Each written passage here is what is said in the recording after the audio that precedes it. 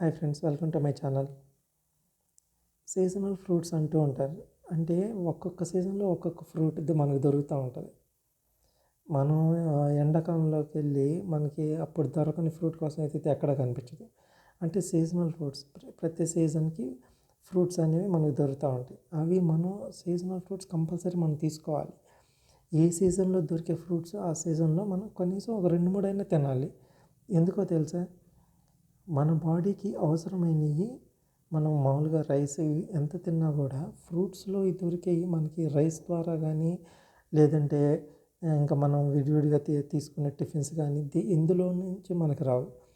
Fruits ఈ nature నుంచి మనకి అందటానికి ఒక ఫ్రూట్స్ అనేది ఒక మీడియం అన్నమాట. అటువంటి ప్రోటీన్స్ కానీ విటమిన్స్ కానీ ఒక మానవాళికి భూమి మీద మానవాళికి అందటానికి ఈ ఫ్రూట్స్ అనేవి ఒక మీడియం. అవి ప్రతి సీజన్లో డిఫరెంట్ ఆఫ్ ఫ్రూట్స్ అనేవి మనకి మార్కెట్లో దొరుకుతూ ఉంటాయి. అవి తింటే మనకి మన బాడీకి ఎంతైతే అవసరమో ప్రోటీన్స్ విటమిన్స్ ఎంతైతే అవసరమో అవన్నీ మన బాడీ చేరుతూ ఉంటాయి. బాడీ అందరికీ ఉంటుంది, హ్యూమన్ బాడీ అందరికీ ఉంటుంది. కానీ ఆరోగ్యకరమైన హ్యూమన్ బాడీ కొంతమందికే ఉంటుంది. అది ఎవరికి ఉంటుంది అంటే సీజనల్ ఫ్రూట్స్ కంపల్సరీగా తీసుకోవాలి. మరి కొన్ని ఫ్రూట్స్ అది కొనలేని అంత రేటు ఉంటాయి. కనీసం ఓ 2-3 అయినా తినడానికి ట్రై చేయండి. సీజనల్ ఫ్రూట్స్ మాత్రం ఎప్పుడు మిస్ అవ్వద్దు.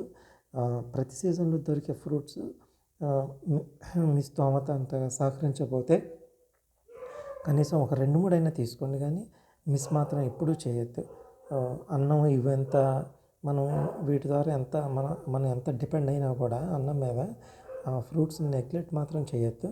కనీసం అట్లీస్ట్ ఒక లిమిటెడ్ క్వాంటిటీ అయినా తప్పనిసరిగా తీసుకోవడానికి ట్రై చేయండి. వాటి ద్వారా అందే ప్రోటీన్స్ కానీ విటమిన్స్ కానీ వేరే సబ్స్టిట్యూట్స్ ఏమీ లేవు, వేరే వాటి ద్వారా మనకి రాదు.